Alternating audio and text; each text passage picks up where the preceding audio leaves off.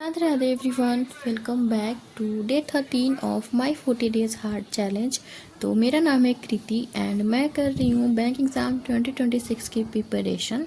तो आज मैं सुबह पढ़ने बैठी थी 5 बजे, मतलब 4:30 तक मैं उठ गई थी, बट 4:45 4:50 हो गया था पढ़ने बैठने में। देन मैंने सबसे पहले किया था जो 120 रूल्स का मैं रिवीज़न कर रही हूँ वो मैंने किया था। एंड अभी मैं 25 रूल तक पहुँच गई हूँ। एंड अभी मैं सोच रही हूँ कि 1-2 दिन थोड़ा ब्रेक लूँगी, क्योंकि अब मेरा मन कर ही नहीं रहा है रूल्स का रिवीजन करने का। तो अभी मैं 25 तक ही थोड़ा सा छोड़ दूँगी एंड 2-3 दिन के बाद फिर मैं स्टार्ट करूँगी। उसके बाद फिर मैंने किया था स्पीड ड्रिल्स का प्रैक्टिस एंड उसके बाद फिर मैंने बनाया था टू डू लिस्ट, क्योंकि मैंने टू डू लिस्ट नहीं बनाई थी रात में एंड मॉर्निंग में भी नहीं बनाया था, मैंने रिवीजन से ये स्टार्ट कर दिया था। तो यहाँ पे मैंने टू डू लिस्ट बनाई एंड उसके बाद फिर मैं चली गई थी अपना घर का काम करने, खाना पीना बनाने। और ये टू डू लिस्ट मैं अपने कम्युनिटी पोस्ट पे भी शेयर कर देती हूँ, तो आप लोग वहाँ से देख सकते हो। देन खाना पीना करने के बाद मैं पढ़ने बैठती हूँ 10 बजे एंड 10 बजे जब मैं बैठती हूँ तो सबसे पहले मैं यहाँ पे कर रही थी एडिटोरियल का क्लास।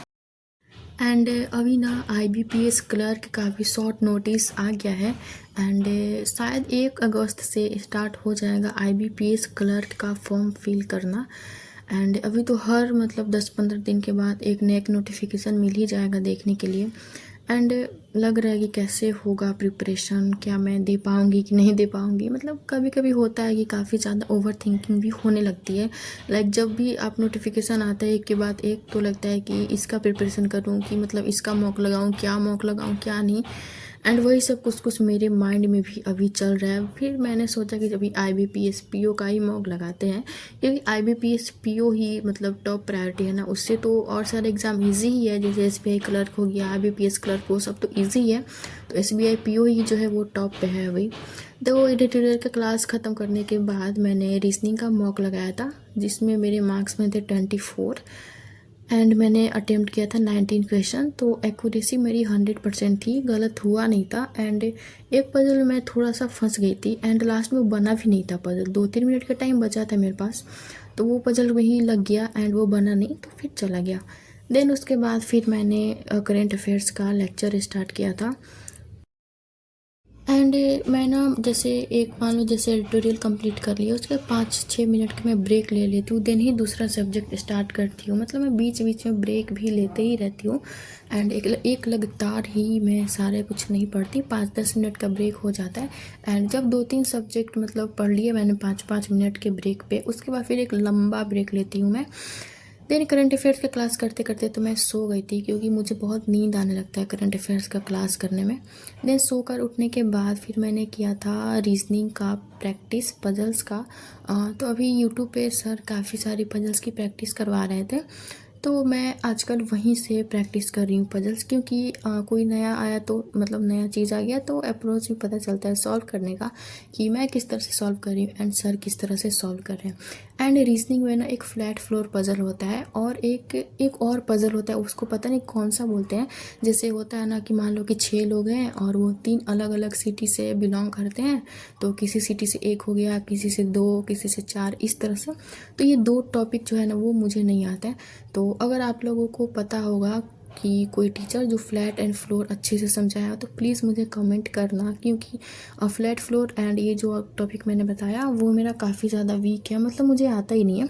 तो आप लोग को टीचर सजेस्ट करना। तो रीजनिंग का करने के बाद मैंने DI का प्रैक्टिस करा था।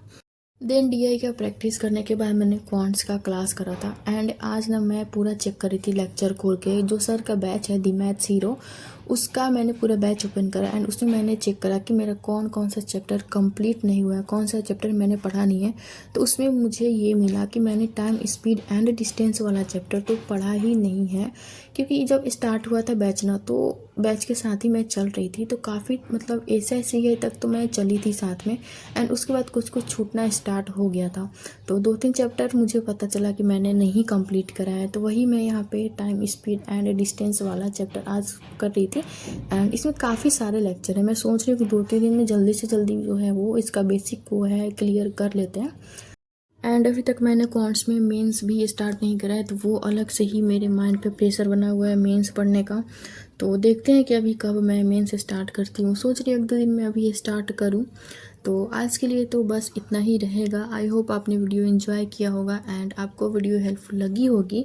अगर वीडियो अच्छा लगा होगा तो प्लीज़ वीडियो को लाइक करिएगा, शेयर करिएगा एंड चैनल को सब्सक्राइब करिएगा।